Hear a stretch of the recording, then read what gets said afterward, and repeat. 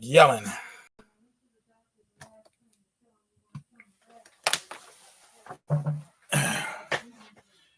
Greetings.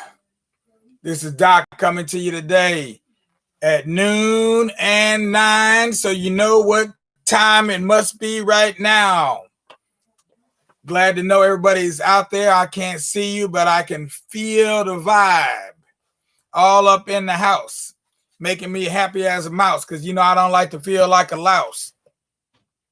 Meanwhile, now, let's get it on. See, we had today for a proverb. Proverb for today is, he who marries a beauty marries trouble. Now, I'm definitely not going to interpret that one for you. Yeah, because it might get somebody in trouble. But he who marries a beauty marries trouble, and I'm not sure exactly where that comes from. I think that might be Mauritania also, if I'm not mistaken. It's definitely a country in Africa, but I'm not sure exactly which one. I forgot to write that down. But I believe Mauritania. Meanwhile, moving on, we're featuring the poetic work stylings of Brother Henry Dumas for the rest of the month of June. Today is our second poem we're reading by Brother Henry Dumas. And this one will go right along with our story today, which is in the Nameless-Town, part 2. We started that story yesterday, and we're going to finish it today. And the poem is called America, America, America. Let's see what he had to say about America. If an eagle be imprisoned on the back of a coin and the coin is tossed into the sky, that coin will spin, that coin will flutter, but that eagle will never fly. Not bad. First time I've ever read that aloud. It sounded different than when I read it in my head.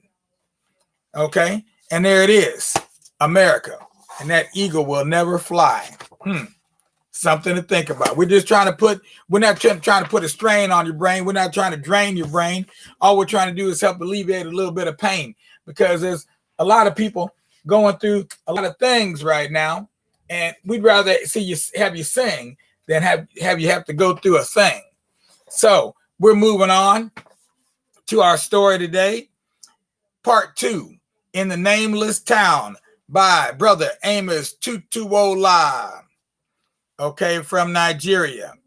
Then she started another conversation with me for a few minutes. Before she went to the kitchen with the 2 fowls, she roasted both. After that, she brought them to me with tea and bread. So we ate them together.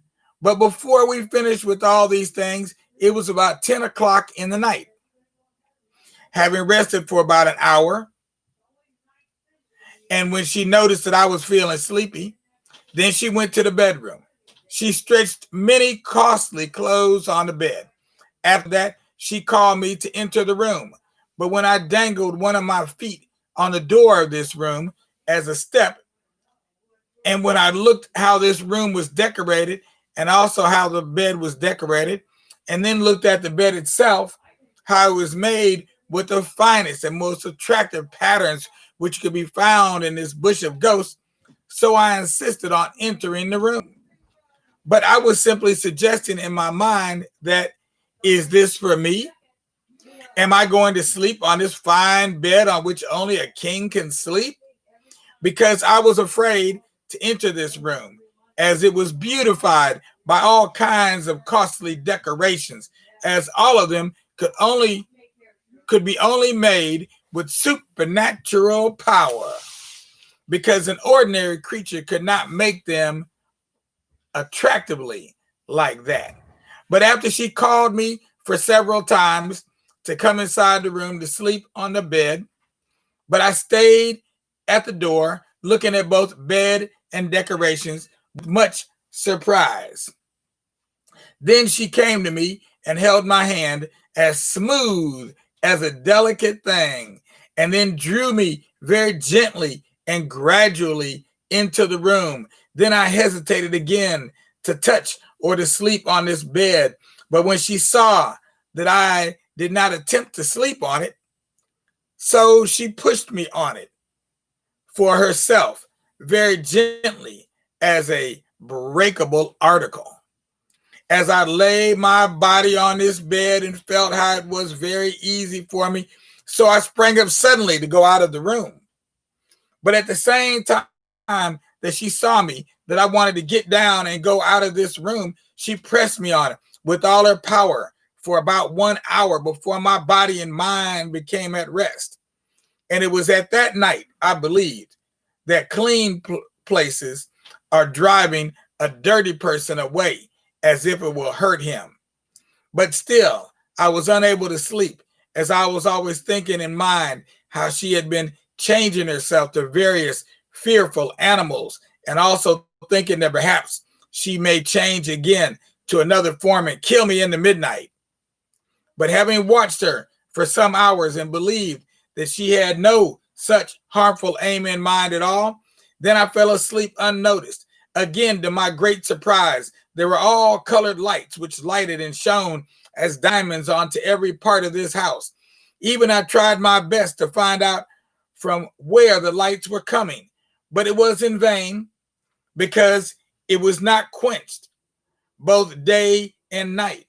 As it surprised me greatly, I asked her about it. She replied, "The power of lights is among my supernatural powers. This is how I married for the second time in the Bush of Ghosts. But I was not baptized with fire and hot water as I was in the 8th town of Ghosts when I married for the first time. And this was easier than that because we did not go to any church.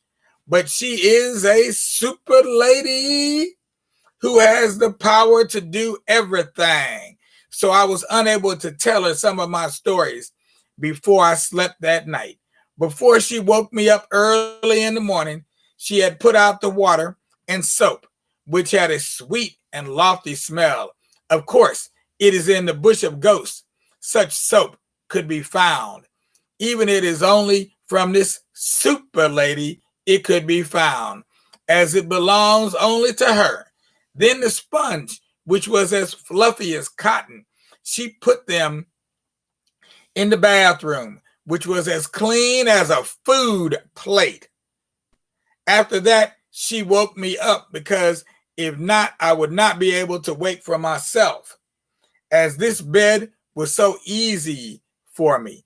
Having taken my bath, then I went to the dressing room where she combed my hair for me. She powdered my face and also rubbed my body with a kind of sweet smelling oil.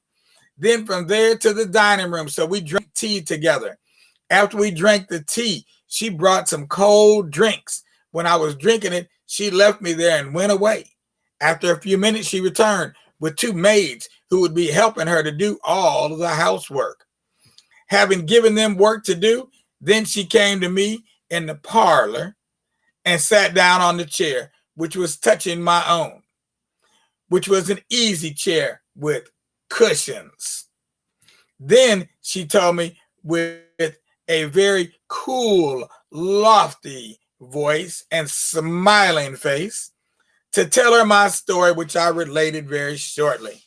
After this, one of the maids or servants came and called for us to chop, which was rice, etc. Having finished with the food, we drank some of the cold drinks, which were always in the ice. After this, both of us went all around the town and also to a village, which is not more than 2 miles away from the Nameless-Town. Wow. Now, I tell you what, I know I've read this Amos Tutuola before, but I'm telling you what, that part I don't remember reading before, because that was somewhat erotic. I mean, all that stuff she was doing, rubbing him down with the hot oils and everything else. I ain't remember it got like that. But we are talking about Amos Tutuola, one of Africa's most noted, recognized, yet ignored writers, novelists. So he's recognized and noted, but then ignored. Doesn't really make sense, but that's how life goes, right? First they hate you, then they love you, or they love you and then they hate you. Either way, it could go either way. Meanwhile, if you're seeing us on YouTube, make sure to subscribe below. You want to subscribe so that the next time we put up a post, you'll be notified. Subscribe so you can be notified. We're not trying to mogrify. We're just trying to help notify. And if you're watching us on Facebook, go ahead, give us a like, give us a share, spread it around. Don't keep it all for yourself. Okay? Other people may like to hear some of these stories and poems and enjoy some of these proverbs as well. We're not trying to cast a spell. We're just trying to help everybody feel well, because we know in these times of struggle and strife, you need to be able to take your mind off everything, all the craziness that's going on around us, because it's hard to even make sense of what's happening around us right now today.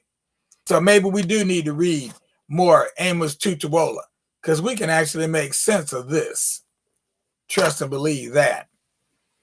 Meanwhile, look for us again tonight. We'll be back here at 9 o'clock p.m. Eastern Standard Time, doing a story for the Lico people.